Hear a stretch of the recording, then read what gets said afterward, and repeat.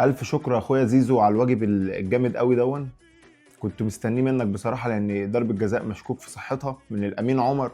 انا شايف ان زيزو يا جماعه كان ماسك مدافع المصري زي ما مدافع المصري كان ماسكه، فكره عاديه. انا تحس ان امين عمر بيتلكك عشان يحسبها.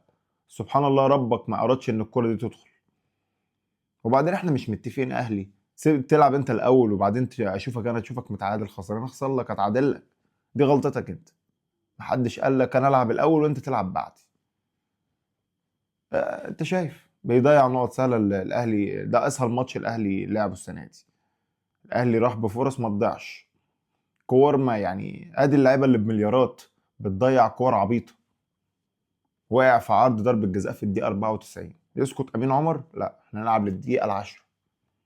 يا عم انت مدي 7 دقايق وتلعب، قول دقيقه ضاعت في ضربه الجزاء ادوم 8. لا، هنلعب لحد 10.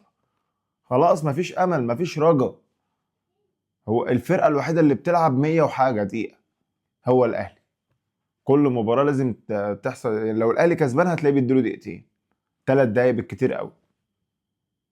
هو مش قادر يساعد نفسه، فبلاش تساعده، سيبه. يا عم عايزين نشوف منافسه قويه في الملعب. سيبني، ما تساعدنيش. انا الكلام ده على الكل، مش بتكلم على الاهلي بس، على الزمالك وعلى وعلى بيراميدز وعلى السيراميكا وعلى كل الفرق.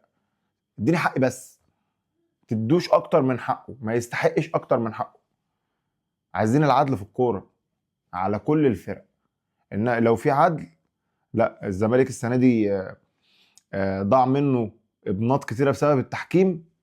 كانت تفرق قوي، كان الزمالك كان ممكن يفنش الدوري بدري قوي. الدور الاول الزمالك كان فرق ب 15 16 نقطه.